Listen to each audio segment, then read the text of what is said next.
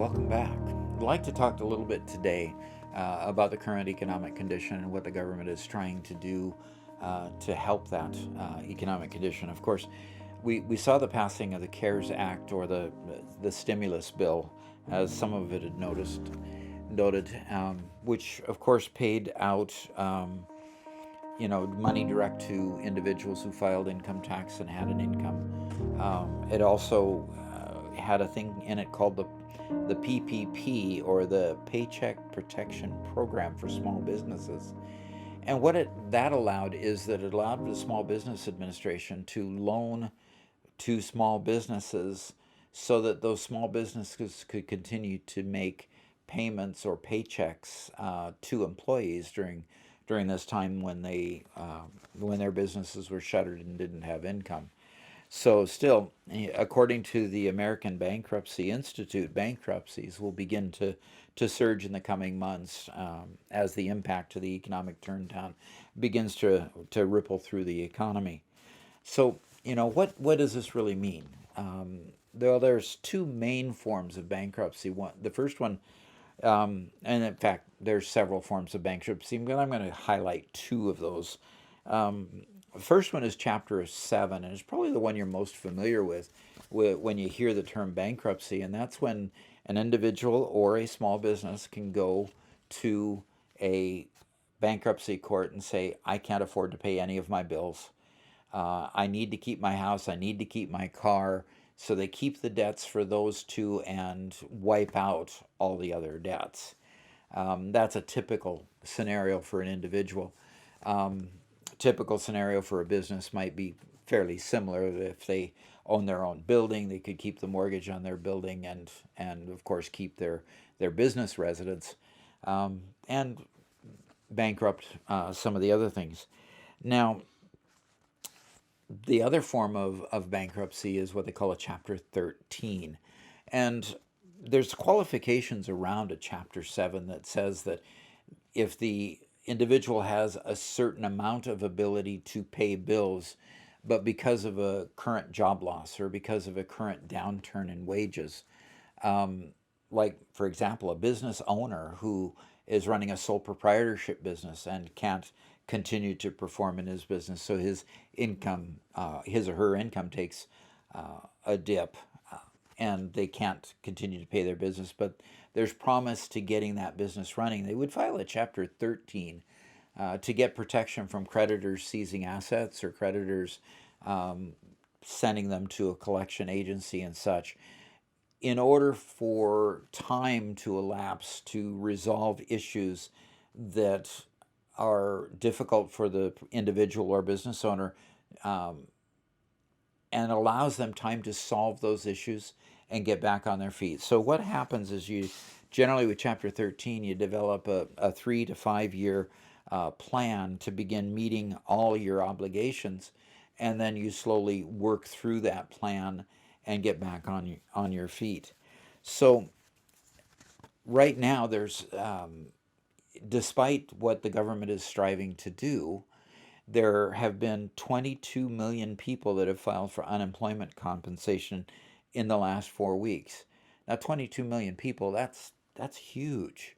So there are many people that are in a situation where now they're accepting unemployment, and the CARES Act also helped them that for the next 4 months, if they are still unemployed during that whole 4 months, as much as $600 will be added to their unemployment check to bring them up to more, at least more, if not all, of their full paychecks, so they can continue paying their bills. Now, this is obviously going to push some people back as far as needing to file for bankruptcy.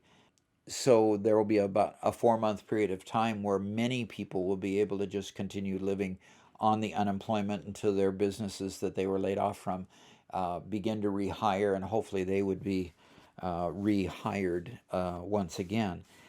What you have now is literally a concerted effort between the Federal Reserve and Congress to try to keep people and the economy on their feet until after this period of time when everybody can begin going back to work and the states begin to open and move forward in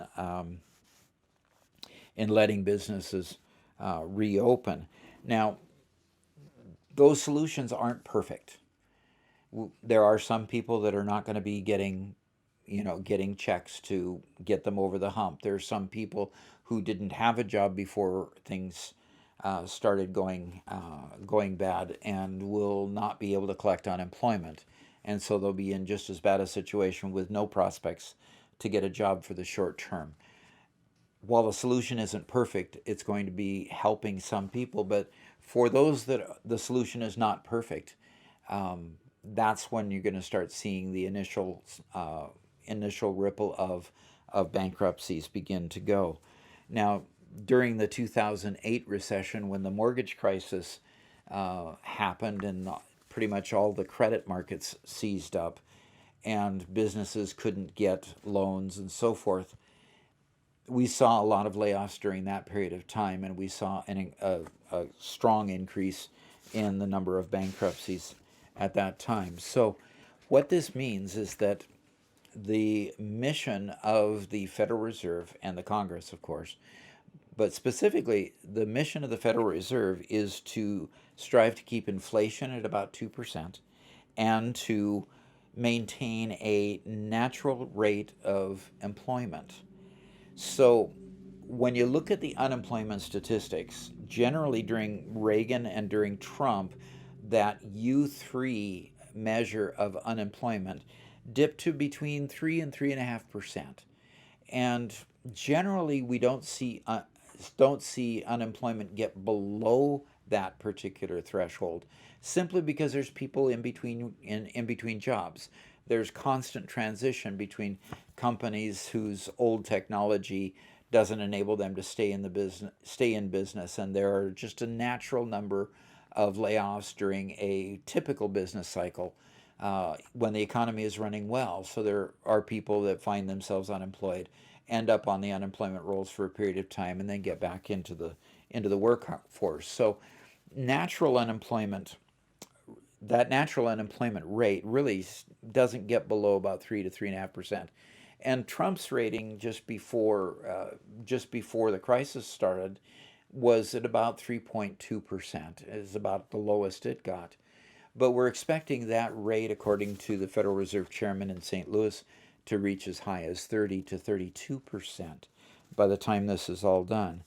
So the Federal Reserve then has the vested interest to try to get that rate back down to that, 3% or full natural employment. And they'll do that by keeping the interest rates low. Now, right now, they're at zero.